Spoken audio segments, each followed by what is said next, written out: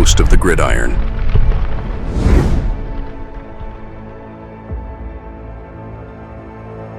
All right.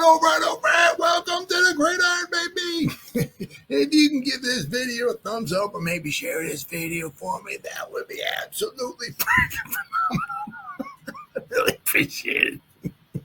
If you subscribe to my channel, thank you. If not, please go down below, hit the subscribe button, hit that bell icon. That way next time I go live or if I put a video out, you'll be notified. And it's free of charge. It's totally free of charge. What do you got to lose, right?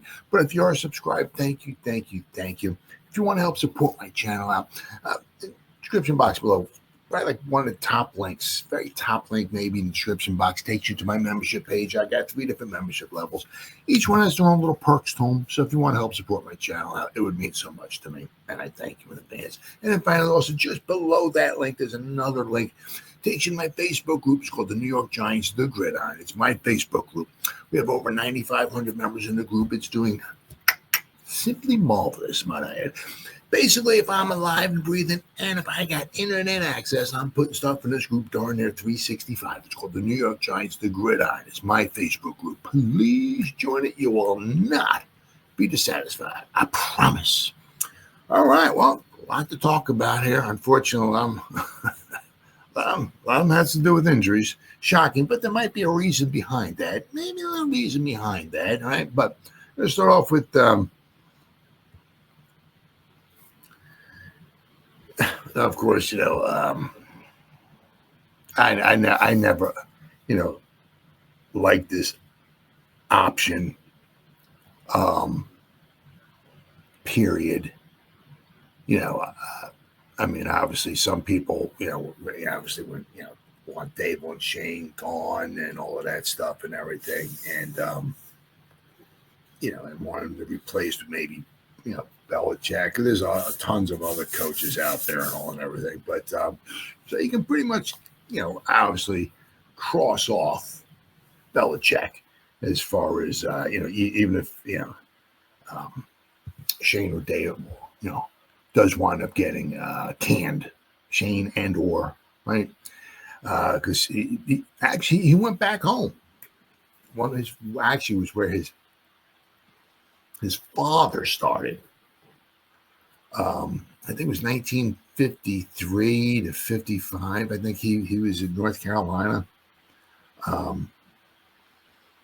So I mean, he basically what he was saying is he kind of went back home. He said, the thing with that is, it's a lot different of a game. Well, as far as coaching and all that, because there you got to recruit, you got to bring guys in, right? And you're dealing with younger men, right? As far as older, like that, grizzled veterans and all that stuff. So it's just a little different there.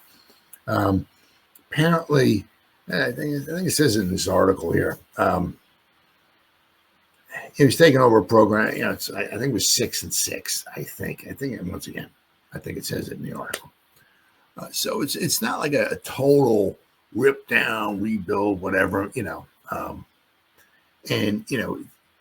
I'm sure, they got to realize, he's not going to be there for 15 years. You know what I'm saying? I'm sure, he's going to, a lot of work. I mean, I was in, I think 74. I didn't kind of wonder why he's even kind of going back. I mean, it's not easy. But I think he said something also is that, I think it's his father brought it up. It's like, if you do something you love, you never work. And so at 74, I don't know. I'm not saying go out and just start playing golf and everything like that, but I kind of figured there'd be something a little less, I don't know. That takes a little less wear and tear off your body and the stress and all that and everything. I guess I'm sure he signed a nice little contract, maybe, so many years he's guaranteed, maybe so many years, even if he gets fired, he's still guaranteed money and all that and everything. But I mean, he's going back, pretty much someplace here, you should pull up a little video here, and we'll show you about kind of pretty much about as far back,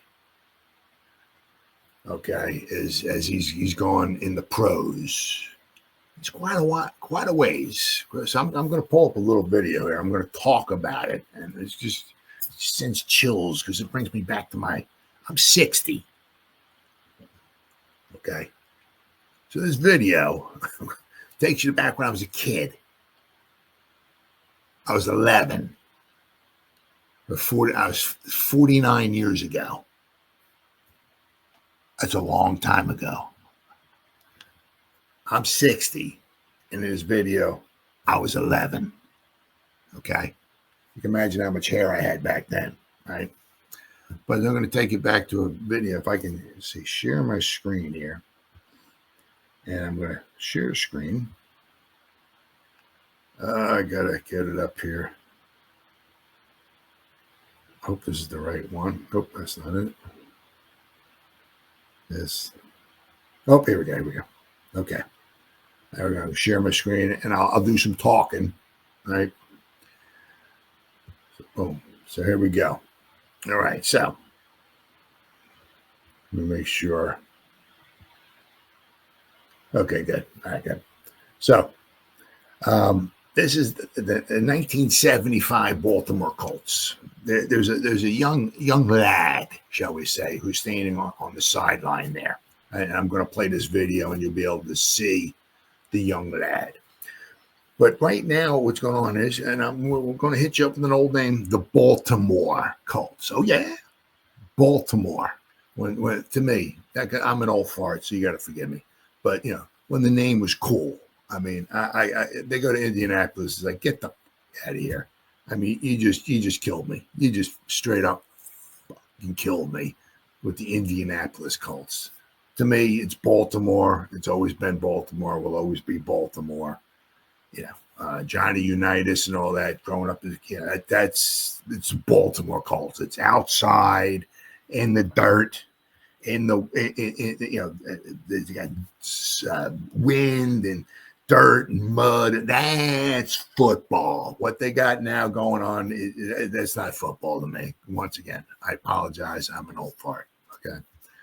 But so this particular game here is, I believe they said it was the second last game of the season, 1975 Baltimore Colts. They were playing the Miami Dolphins. It's in Baltimore. The game is tied at 7. It's going in overtime. And their head coach, Ted Marchibroda, is talking to his squad, right?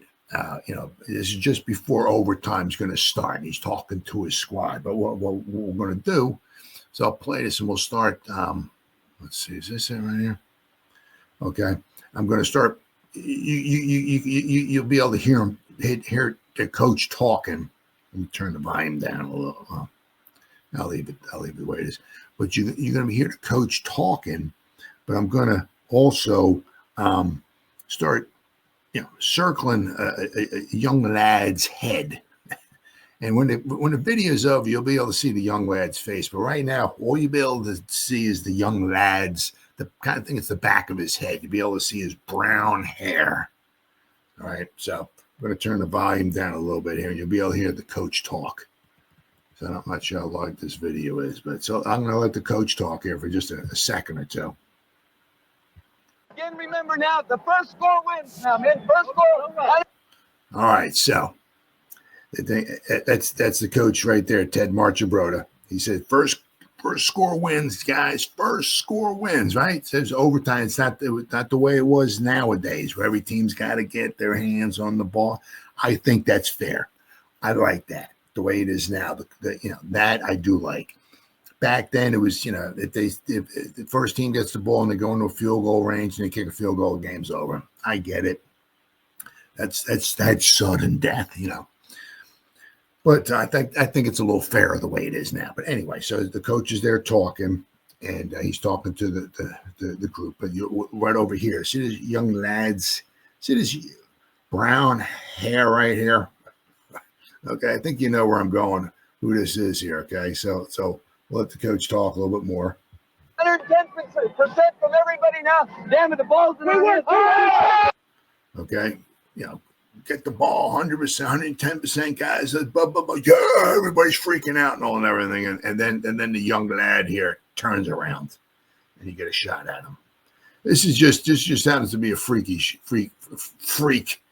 that he's in this video and all that stuff and everything. There you go. There you are. I do believe the 25-year-old Bill Belichick. There he is right there. He was making $25 a week. This is 1975. He was just an assistant. He wasn't assistant running back coach, assistant water boy. He was just an assistant. Like I think he said $25 a week. And he just happened to be in this huddle here. I mean, he's right by the coach. He's an assistant. You know, all the players should be right by the coach and all, but nope, he's right up there. He's listening.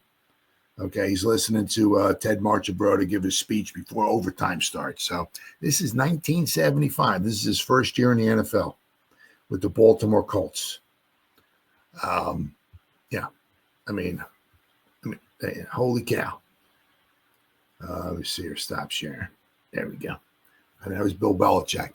The next couple of years, he was with Detroit. He was, the heck was he? You look on Wikipedia. I think he was a assistant special teams coach. 76, 77. He wound up being, I think, like the tight end coach or something. I forgot. You look on Wikipedia.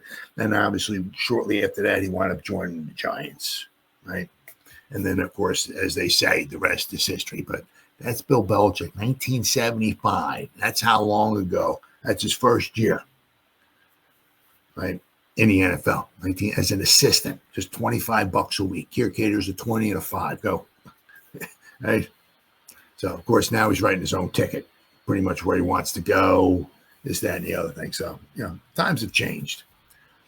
But, you know, obviously with him, you know, one of the things, as I'm going to read, is a short article, but, you know, just looking at the situation, you know, with the Giants, it's kind of like, you know, it's kind of, I don't know if it's a total rebuild or anything like that, but, you know, it needs some pieces.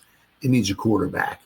And I don't know if one thing he, you know, kind of figured out that you kind of notice once Brady left, I think the first year with Mac Daddy Jones there, I think they did okay. I think they had a winning record, New England, but then it was just kind of like, you know, they had Zappy in there and Mac Jones, and it was just kind of like, things weren't going so well as Mayo is finding out this year. You know, it's kind of tough. Although they do seem to have their quarterback in the future, so good for them, right?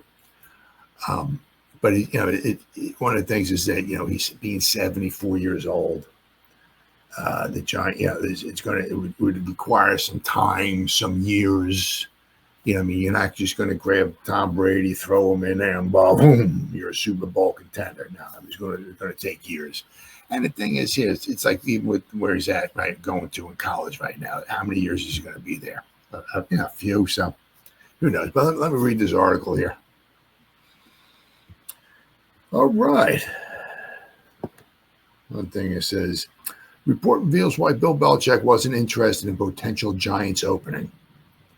The University of North Carolina will officially announce Bill Belichick as their next head coach on Thursday, which is an unforeseen destination for one of the NFL's all-time greatest coaches.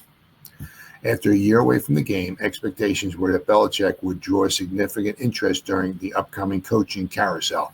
And then once again, as always, there's always at least, 6, 7, 8 coaching opportunities, right? Among the teams speculated to have potential interest in Belichick was the Giants, assuming they move on from Daboll and or general manager Joe Schoen after the season. Belichick has never been shy about his being in love with the Giants, for the Mara family and the Giants, the franchise, and all that, where he served as an assistant coach and coordinator from '79 to 1990. Despite his 2 crushing Super Bowl losses to the Giants, he always spoke highly of the organization and its former players, much to the dismay of his own players. But even Ed Belichick opted to wait for Black Monday to gauge potential opportunities. Seth Wickersham of ESPN reports that the Giants were never going to be in play. Maybe the Giants, where he had spent the 80s, where he had spent the 80s could work, but Belichick knew that it would be a rebuild with the New York press at his heels. Plus, he believes the team would do best to retain its current coach, Brian Daboll. Yes, the seemingly permanent rebuild in East Rutherford. Yeah. The reset button has been hit so many times that everyone has lost count, and even Belichick's love of the organization couldn't overcome the reality of what he would have gotten himself into. But again, there is no guarantee that opportunity would have even presented itself. While the Giants have become a complete laughingstock, co-owners John Mara and Steve Tisch appear resistant to further change, fearing they have grown too impatient in recent years. Accordingly, expectations remain, at least as of Week 15, that both Schoen and Daboll return in 2025, while Belichick leads the Tar Heels. So, it's obviously, I'm sure it's just a straight up kind of a combination of the two things.